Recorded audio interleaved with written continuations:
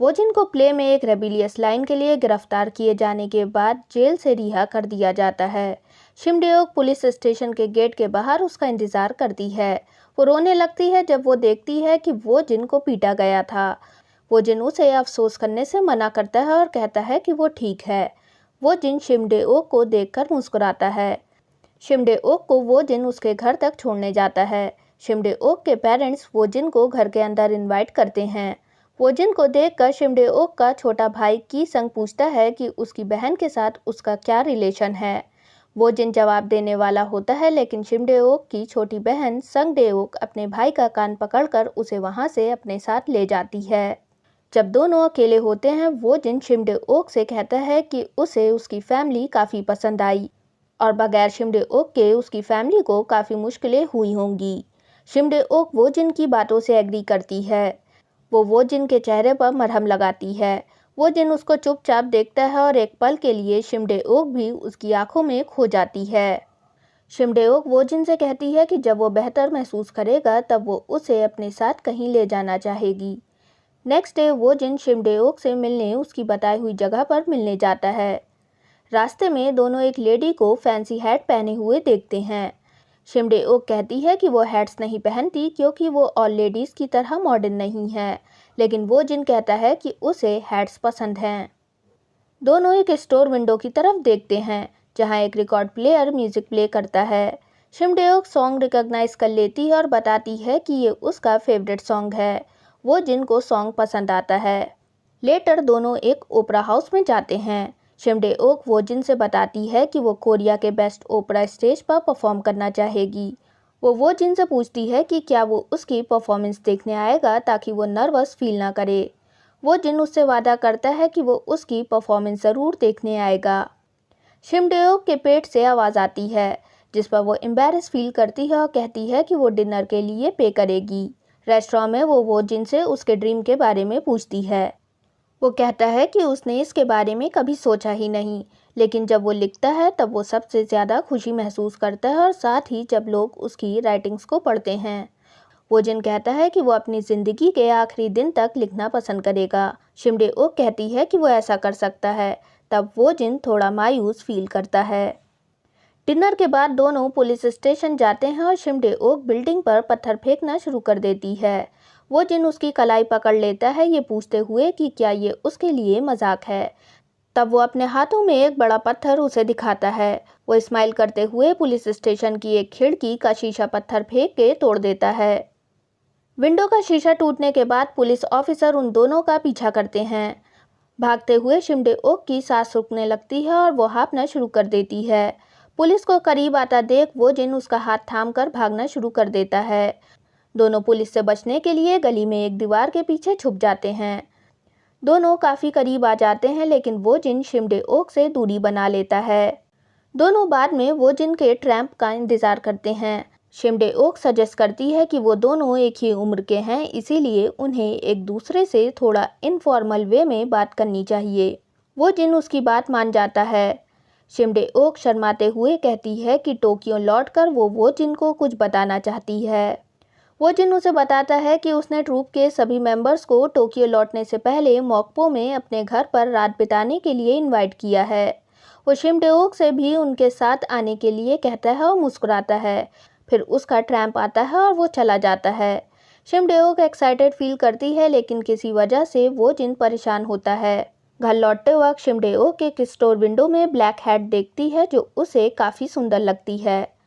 जब वो मोक्पो ट्रैवल करने के लिए ट्रेन स्टेशन जाती है, वो वही हैट पहनकर वहां पहुंचती है जिसमें शिमडेओक काफ़ी ब्यूटीफुल लगती है।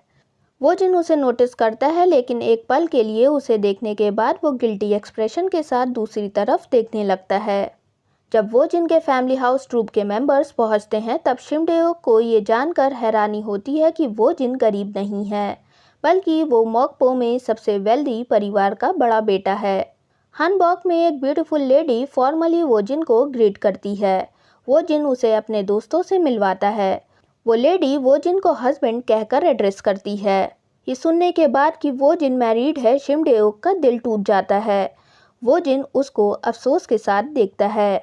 उसी शाम ट्रूप के सभी मेंबर्स एक सेरेमनी अरेंज करते हैं उनके टूर के एंड को सेलिब्रेट करने के लिए। शिमडे-ओक को गाने के लिए इनवाइट किया जाता है।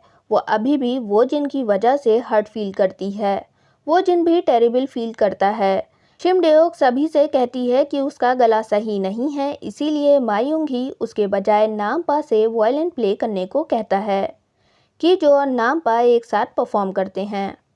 वो जिन शिमडे-ओक को सेरेमनी से जाते देखता है लेकिन उसे रोकने की कोशिश नहीं करता। शिमडे-ओक अपनी हैट रूम में छोड़कर वहां से चली जाती है। बाकी के ट्रूप मेंबर्स वो जिन के घर से सुबह निकलते हैं कि जो हैरत से सोचती है कि शिमडे-ओक रात में ही नोट छोड़कर चली गई थी कि उसे ज़रूरी काम से जाना पड़ रहा है, जिस पर नामपा कहता है कि ज़रूर कोई रीज़न होगा जिसकी वजह से शिमडे-ओक को यूं अचानक जाना पड़ा। वो सभी वो जिन को गुड बाय बिड करते हैं। सबके जाने के बाद वो जिन अपने फादर का सामना करता है, जो बहुत दुखी होते हैं कि उनका बेटा लिटरेचर लिखता है। उसके फादर वो जिन को याद दिलाते हैं कि वो उनका सबसे बड़ा बेटा है और परिवार के बिजनेस का वारिस भी है।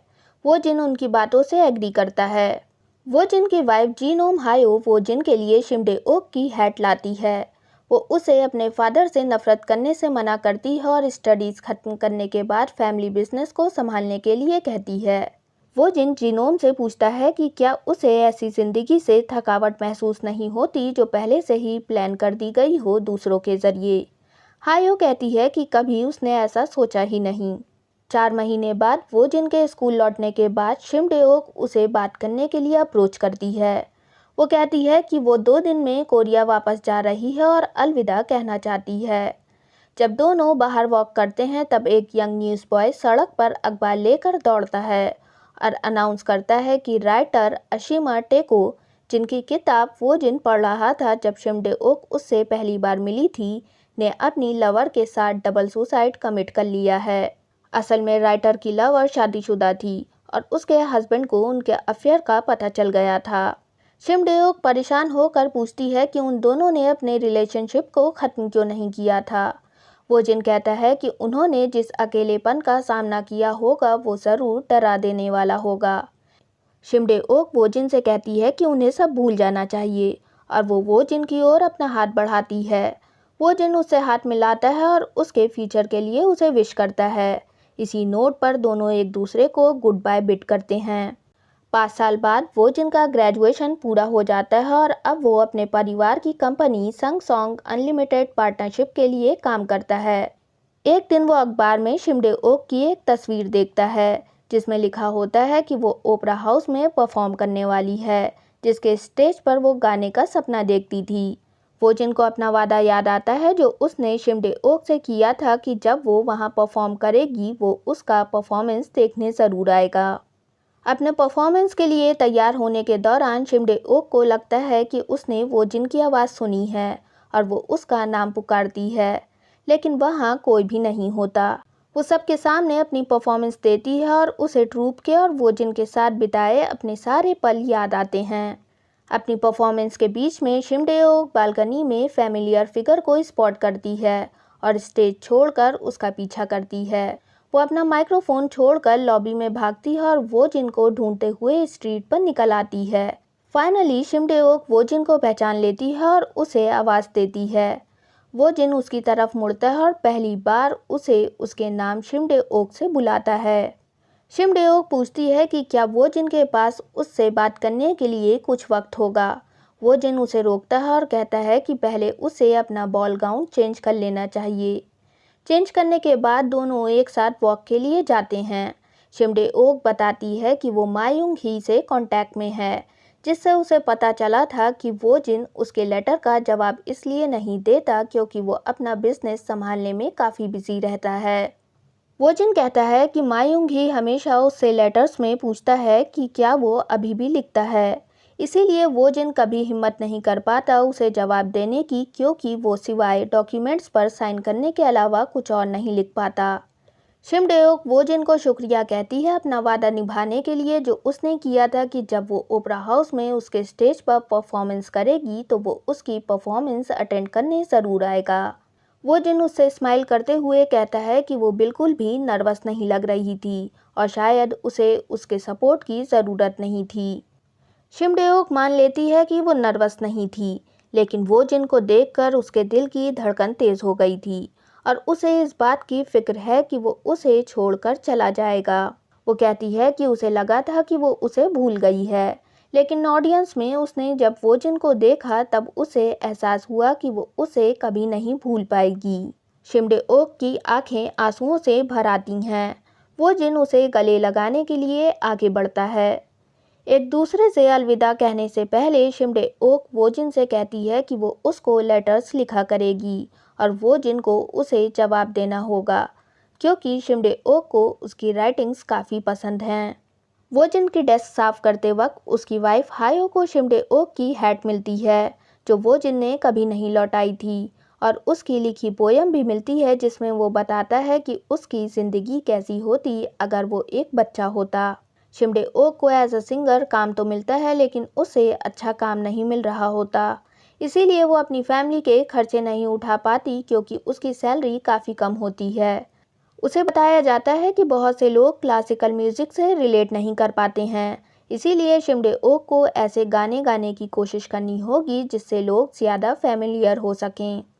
शिमडेओक वो जिन को अपने वादे के मुताबिक खत लिखती है, लेकिन वो झूठ लिखती है कि वो अच्छे से रह रही है और उसे बहुत सारे जॉब्स ऑफर मिल रहे हैं। वो जिन भी उसे रिप्लाई लिखता है कि जब भी उसे वक्त मिलता है तब वो कुछ ना कुछ ज़रूर लिखता है। वो जिन कभी कभी शिमडेओक से मिलने उसके होम टाउन जाता था और जितना ज़्यादा वक्त दोनों साथ बिताते थे the deeper their forbidden love grows. एक दिन शिमडेओक के पेरेंट्स उसे बताते हैं कि एक अमीर परिवार का बेटा उससे शादी करना चाहता है। वो मना कर देती है, लेकिन वो उन्हें वो जिन के बारे में नहीं बता पाती। उसके फादर काफ़ी बीमार होते हैं और वो अपनी बेटी शिमडेओक से अब मैरिज करने के लिए कहते हैं, क्योंकि उस फैमिली का बेटा उनको फाइनेंशियली सपोर्ट करने का वादा करता है। शिमडेओक वो खत अलग रख देती है जो वो जिन को लिख रही थी और घर से बाहर निकल जाती है। वो जिन के पास शिमडेओक फ़ोन करती है, जिसके बाद वो जिन उससे मिलने मॉकपो ट्रेन स्टेशन जाता है जहां वो उसका इंतज़ार कर रही होती है। शिमडेओक वो जिन को हक करती है। दोनों एक साथ बीच के किनारे वॉक करने जाते हैं। शिमडेओक बताती है कि वो इसलिए आई है क्योंकि वो जिन के फादर उसे हर बार उसके होम टाउन में जाने के लिए डांटते थे। वो उसे पकड़कर काफ़ी इमोशनल हो जाती है और वो जिनसे पूछती है कि अब शिमडेओक को क्या करना चाहिए।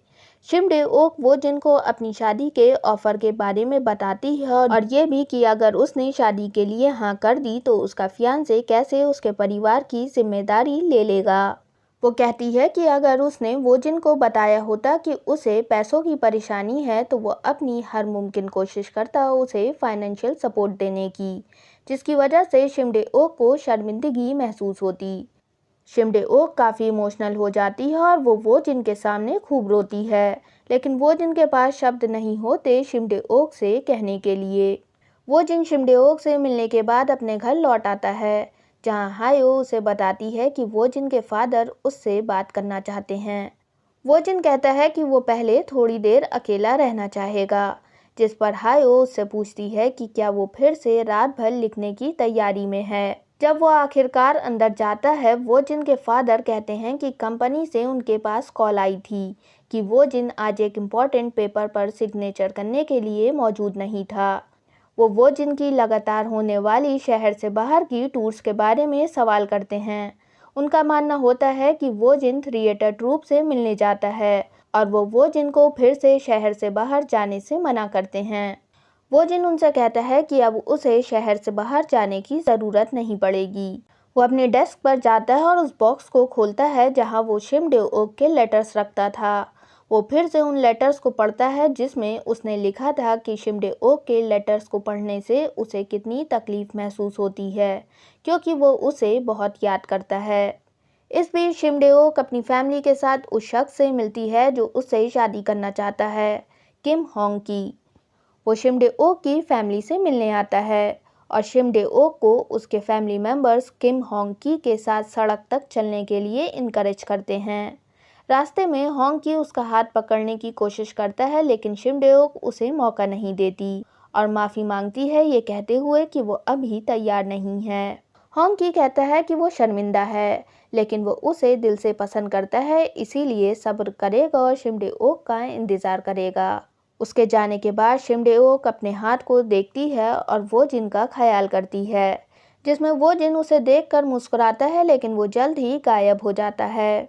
कुछ वक्त बाद वो जिन के फादर को एक पार्सल मिलता है जो उनके घर वो जिन के लिए आया था, जिसमें किम सुजैन वो जिन का पेन नेम लिखा गया था। जब वो जिन के फादर उसे अप्रोच करते हैं तो वो उसे नशे में देखते हैं और उसकी डेस्क पर वही लिटरेरी मैगजीन फेंक देते हैं जो उन्हें पार्सल में मिली थी। वो कहते हैं कि हायो ने उन्हें बताया था कि वो जिन हर रोज़ ड्रिंक करने के लिए और लिखने के लिए सीधे अपने ऑफिस आता है। वो जिन को याद दिलाते हैं कि उन्होंने उसे लिखने के लिए मना किया था, फिर भी वो लिख रहा है और यहाँ तक कि अपनी राइटिंग्स को मैगजीन में पब्लिश करा रहा है। वो जिन पर उनके खिलाफ जाने का आरोप लगाते हैं, लेकिन वो जिन शांत रहता है। वो कहता है कि उसने वो सब कुछ किया है जो उसके फादर चाहते थे, शादी कर लो, एग्रीकल्चरल स्कूल अटेंड कर लो और परिवार की कंपनी के लिए काम करो। वो जिन पूछता है कि आखिर वो कैसे बगावत कर रहा है। ये पहली बार होता है कि वो जिन अपने फादर को पलटकर जवाब देता है, जिससे वो काफ़ी हैरान हो जाते हैं। वो जिन इमोशनल हो जाता है और अपने फादर से कहता है कि हाँ, वो उनका बेटा है, लेकिन वो एक इंसान भी है जिसकी अपनी खुद की ख्वाहिशें हैं और फ्री विल है। वो जिनके फादर उससे कहते हैं कि उसकी हिम्मत कैसे हुई अपनी आवाज़ उठाने की। वो जिन कहता है, हाँ हाँ, मैंने आप पर आवाज़ उठाई, मैं आपसे सांस लेने के लिए भीख मांग रहा हूँ। सारे लोग कोरिया के फ्रीडम के लिए अपनी ज़िंदगी गंवा रहे हैं, लेकिन मैं आपकी ख्वाहिश के मुताबिक बुज़दिल की तरह ज़िंदगी जी रहा हूँ। मैं पूरी तरह से शर्मिंदा हूँ, इसीलिए मैं अपनी राइटिंग्स के ज़रिए से अपनी खामोशी को कबूल करना चाहता था। कम से कम अपनी राइटिंग्स के ज़रिए से मैं कुछ करना चाहता था। वो अपनी राइटिंग्स को हवा में फेंकते हुए अपने फादर से सवाल करता है कि क्या आप चाहते हैं कि मैं ज़िंदा रहूं या मर जाऊं? शेख एंड वोजिन के फादर कहते हैं कि वोजिन नशे में है और ऑफिस छोड़कर चले जाते हैं। उनके जाने के बाद वोजिन रोता है, लेकिन फिर से सख्त आंखों से देखता है और फिर से पूछता है, क्या आप चाहते हैं कि मैं ज़िंदा रहूं या मर जाऊं? जिंदगी में पहली बार अपने फादर के खिलाफ वोजिन ने आवाज़ उठाई होती है। वोजिन की ये बगावत उसकी और शिमडे-ओक की ज़िंदगी में क्या मोड़ लाएगी, जानने के लिए स्टे ट्यून्ड।